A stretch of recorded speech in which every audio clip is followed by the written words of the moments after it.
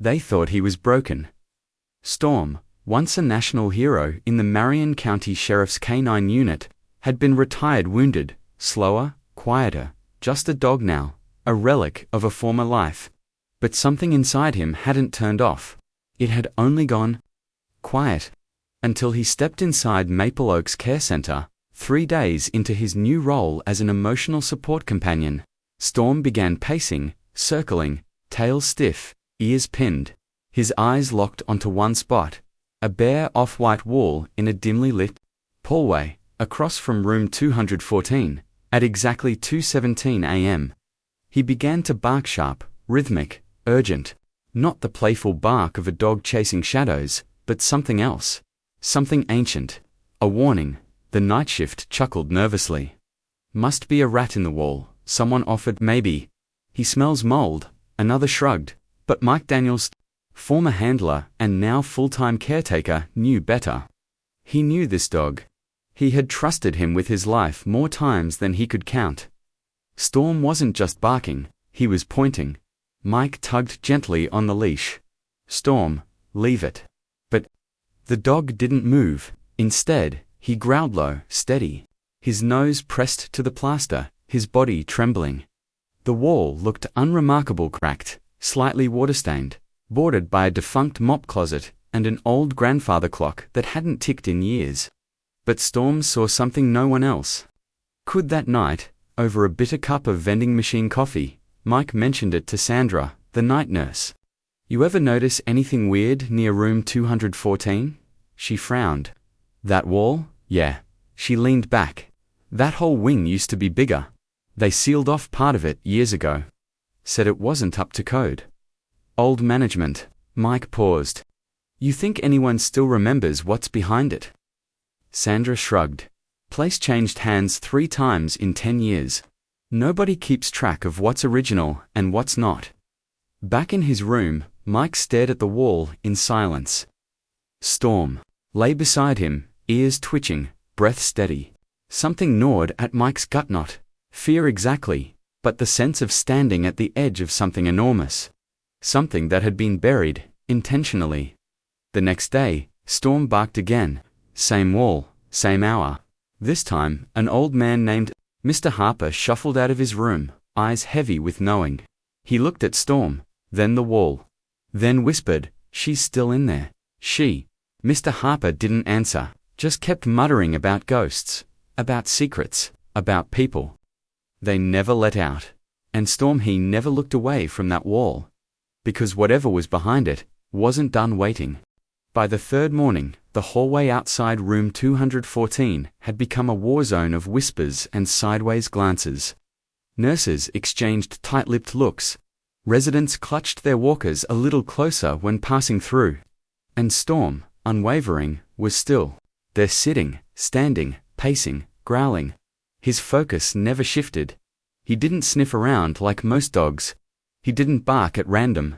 He waited, stared, and when the clock ticked past 2 a.m., he barked like clockwork 3 times, then silence. Then a low whine that crawled under everyone's skin. Mike Daniels had seen Storm face down armed suspects, track fugitives across rivers, alert to drugs sealed in vacuum-packed containers. But this was something else. This was not training. This was instinct. Storm, buddy, it's nothing, Mike said softly that morning as they passed the wall. Just drywall and old paint. Storm didn't move. He stood still as stone, nose twitching at the seam between the baseboard and the plaster, then scratch, scratch, dig, nose down, tail rigid, eyes locked. Mike crouched beside him. The wall looked exactly as it had the night before. Dingy, off-white, a faint line of water damage traced the upper corner. The baseboard had a slight chip. A faint mildew smell lingered, the kind found in old buildings with poor insulation. But nothing alive. Storm, Mike said again. No response. Storm growled, so low it seemed to rumble from the floor itself. A mop closet stood a few feet away, unused. The grandfather clock in the corner still didn't tick. Yet something about this stretch of hallway had changed. Not visually, but emotionally. The air felt heavier here. The kind of weight that pressed down on your shoulders without warning. Mike rose slowly and looked around. No staff in sight, just silence and Storm's quiet panting.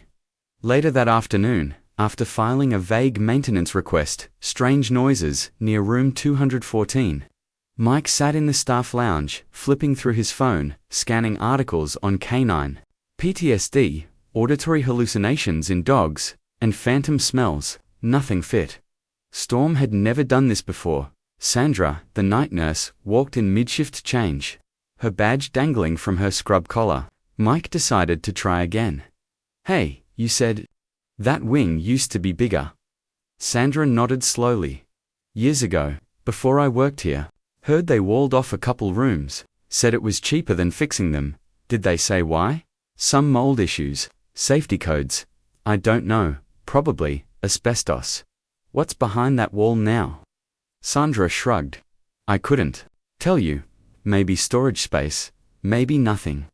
All I know is, I've worked here 8 years and I've never heard anyone mention it until your dog started throwing a fit." Mike leaned forward. "You ever feel weird walking past it?" She hesitated. "Weird, like haunted?" He didn't answer. "I've had residents tell me they hear things," she said finally. "Whispers, knocking. But they're old." Mike, confused. "This is a memory care facility, not a paranormal tour." Mike nodded, but the unease didn't lift. That evening, Mike sat with Storm in their tiny shared apartment above the fire station. Where Mike moonlighted, Storm lay curled on a worn rug, breathing slow and steady. Mike stared at his laptop, fingers hovering over the keys. He started typing, "Maple Oaks Care Center, history." Nothing. He narrowed it. "Maple Oaks plus renovation." Only vague results. No permits after 2004. No blueprints beyond a general floor plan. A few Yelp reviews complaining about cold staff and weird smells, but nothing solid. No lawsuits. No missing persons. No complaints on public record. But the deeper Mike looked, the more something stood out. Not what was there, but what WASN single quotes gaps, entire years with no inspection reports. No personnel logs. A decade's worth of silence. And silence, he knew, wasn't absence, it was cover. The next morning, Storm barked again. 3 sharp jolting barks that echoed through the hall. This time louder. This time, angrier. A resident's call, light blinked. "Ms. Lovett." The administrator pulled Mike aside before lunch. "Officer Daniels," she began, her tone clipped. "I understand you have a deep connection with Storm, but he's disrupting our residents." Mike held up a hand. "I'm trying to keep him quiet. But he's reacting to something. I'm telling you, he's trained, I don't doubt that. But we cannot have a dog barking at empty walls in a memory care unit. It upsets the patients. If this continues, I'll have no choice but to request he be removed." Mike's heart sank. What if he's trying to tell us something? Ms. Lovett's face hardened. "It's just a wall, officer." "Sometimes," Mike said, "ghosts are just unsolved crimes." Her silence was colder than her warning. That night, as the halls dimmed and staff rotated out, Mike made a choice. He grabbed a flashlight, slipped Storm's harness over his shoulders, and walked back to the hallway. No leash, this time. Just trust. Storm didn't run. He didn't bark. He simply walked to the same spot and sat, staring at the wall. Mike knelt beside him and knocked, softly, 3 taps, nothing, then. Just as he was about to stand, he heard it, 3 taps back, deliberate, echoed, not plumbing. "Not rats," a reply. Mike stumbled backward, heart racing, eyes wide. Storm growled again, louder than before. Somewhere, far down the hall, another resident's call light blinked. But Mike didn't move, because he knew something was behind that wall. And whatever it was, it had waited long enough. The night was unnervingly still. Long after lights dimmed and the halls emptied, Mike paced quietly near the nursing station, waiting for the final headcount to finish. His badge was tucked away, his uniform replaced with jeans and a plain hoodie. He wasn't here as a cop, he was here because something or someone had knocked back. Storm stayed close, his paws silent on the linoleum floor, body alert, tail low. He wasn't barking anymore. That was what unsettled Mike most. It was like Storm had already confirmed what was back there. And now, he was just waiting for the door to open. Mike glanced around the corridor. Not a soul in sight. He knelt at the wall. His fingers traced the paint, the plaster, the faint vertical line he'd noticed earlier.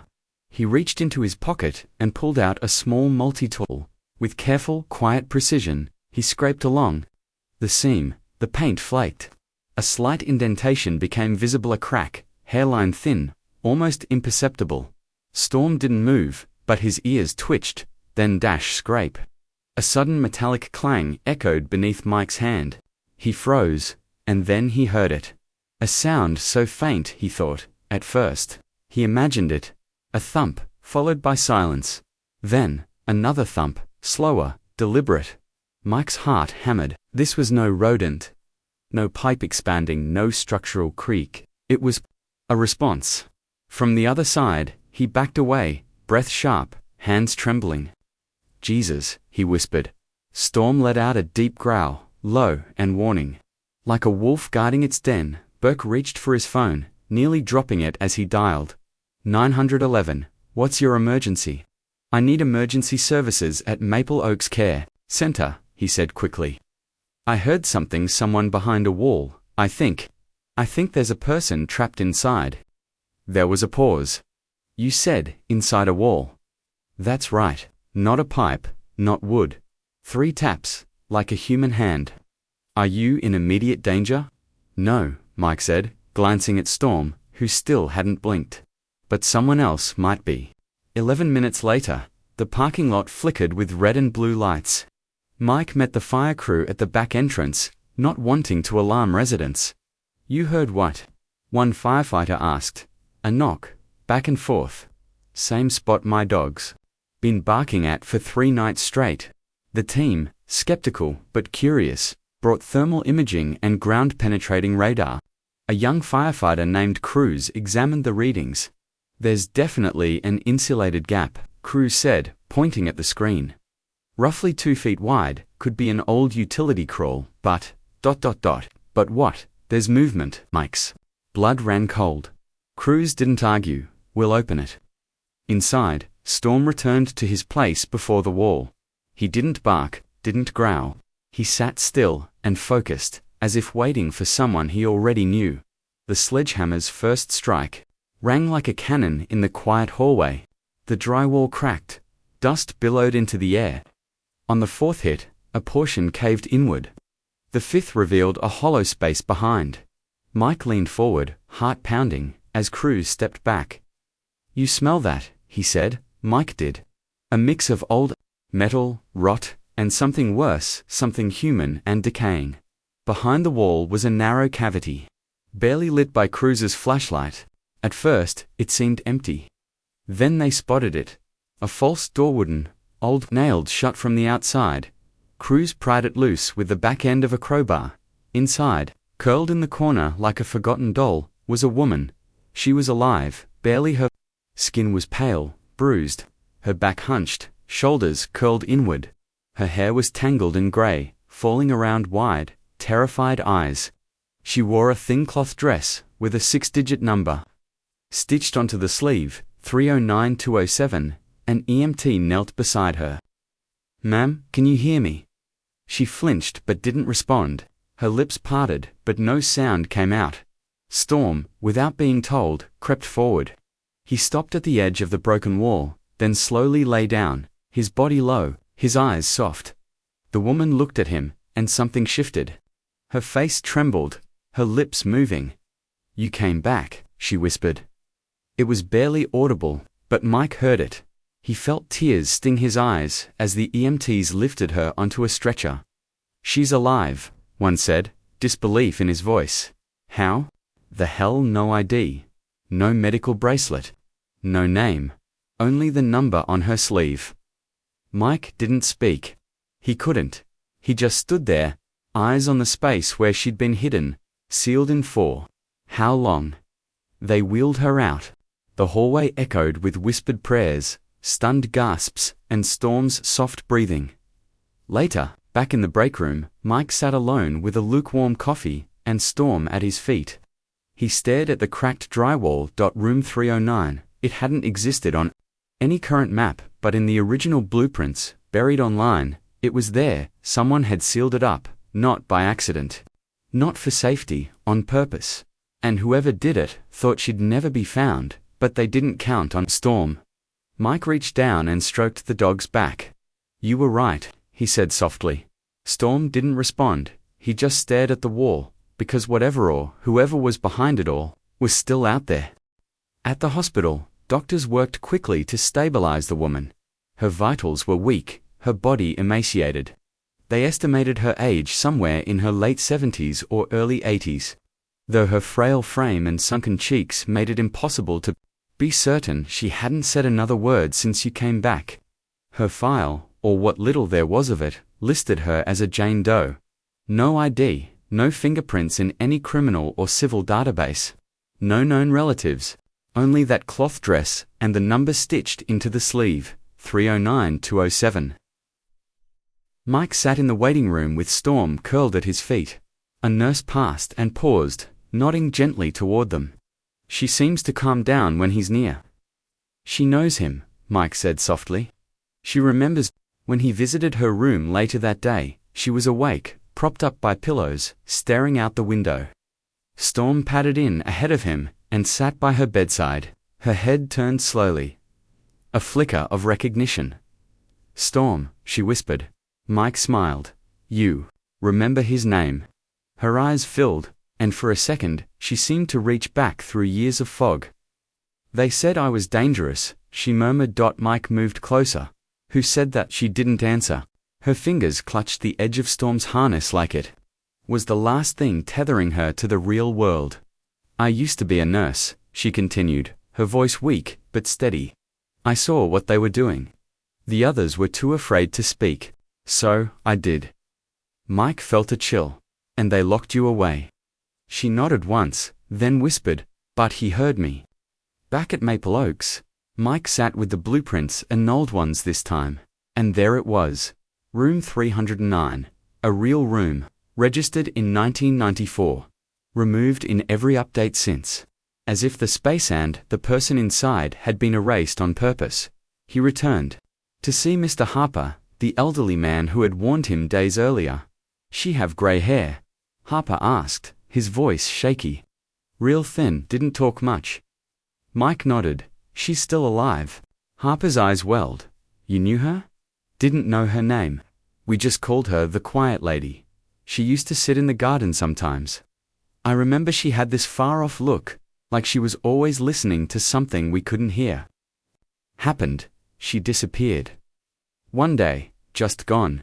Staff said she transferred facilities, but I knew that wasn't true." "Why didn't you say something?" Harper looked down, his hands trembling. "Because no one listens to old men with Parkinson's. They think we forget things, imagine things. I knew what I saw, but I stopped talking about it."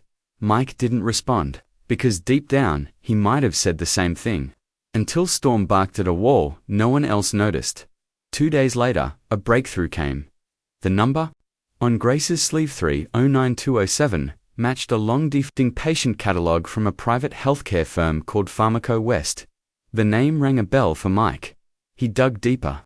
With help from a friend in the missing persons unit, Pharmaco West, Detective Ronnie Taylor told him over the phone, was a disaster. They ran eldercare trials in the early 2000s, under the radar, memory loss studies, isolation therapy, that sort of thing.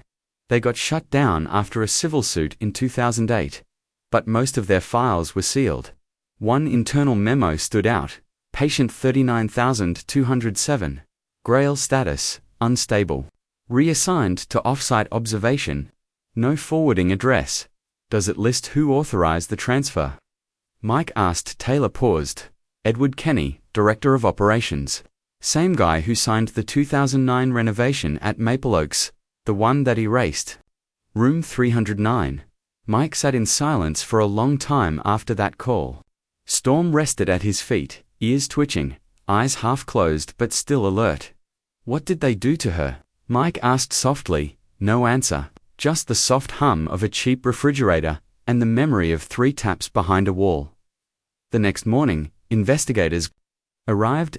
The story hadn't yet reached the news, but the police were already combing through files, old inspection logs, anything they could find. Ms. Lovett, the administrator, looked pale when they questioned her.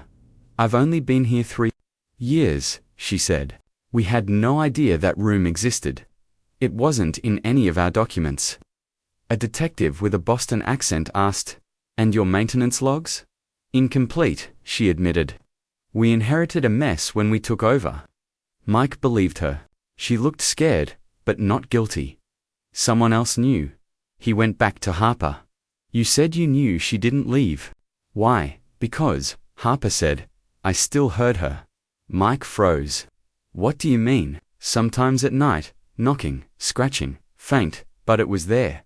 Mike stared. They said it was the pipes, or just my meds. But I knew. I told one of the aides once. She laughed and said I should get a hearing aid.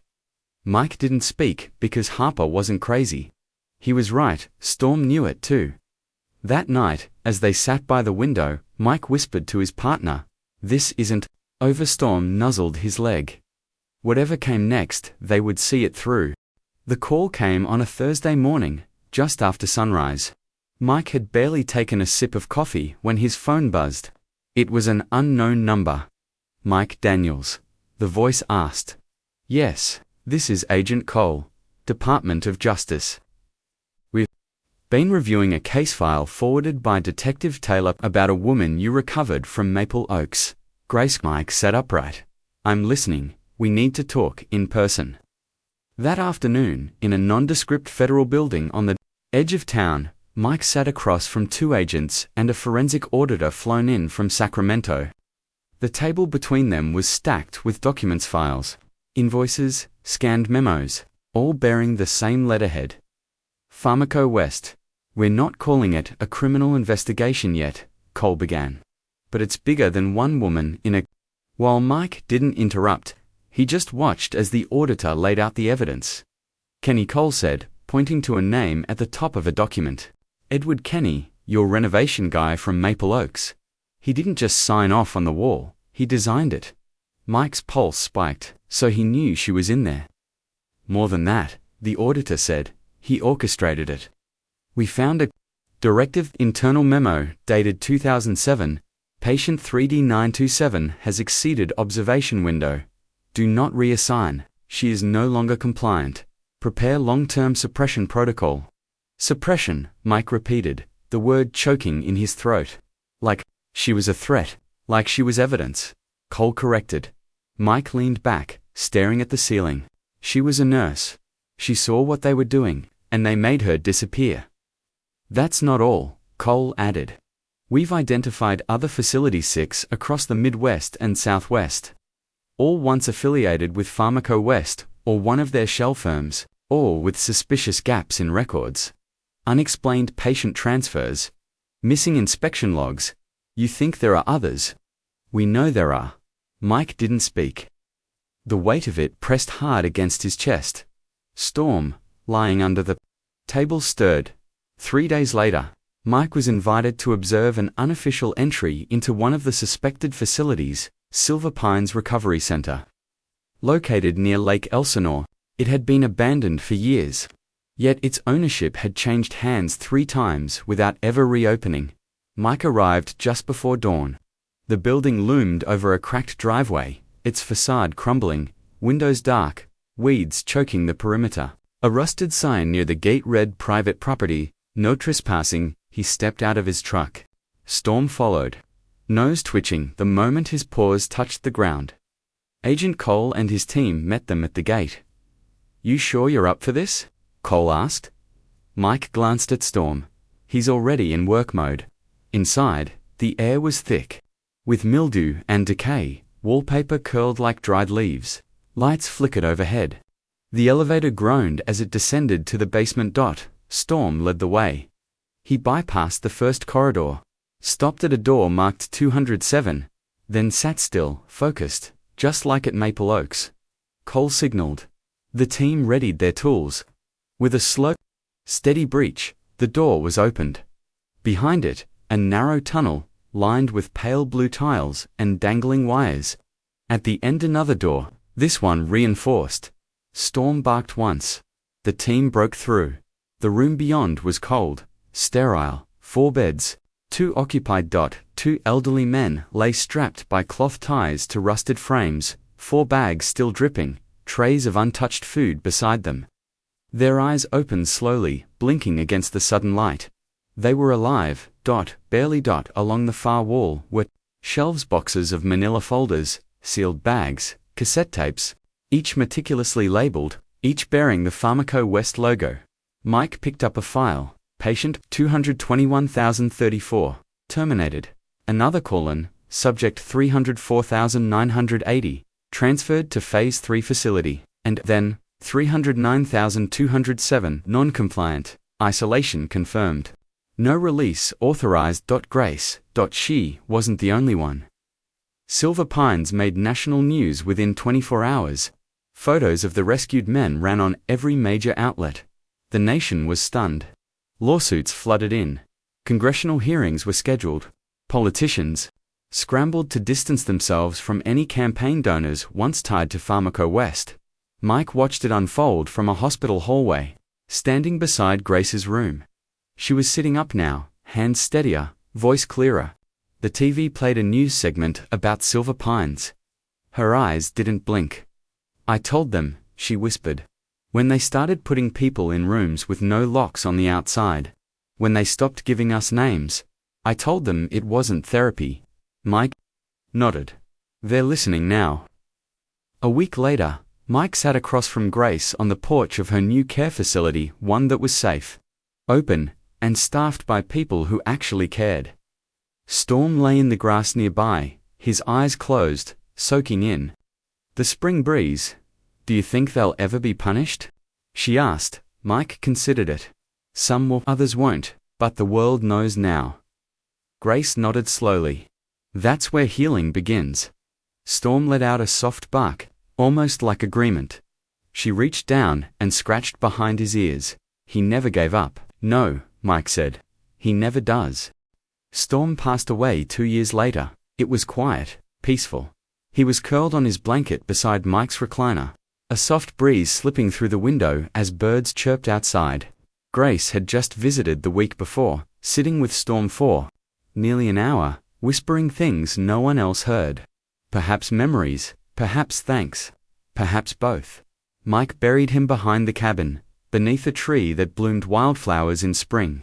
He didn't write much on the plaque, just a single word, Storm. He heard the voices, no one else did. Mike still visited the grave often, sometimes with coffee, sometimes with questions, always with gratitude, because it was never about heroics. Never about glory.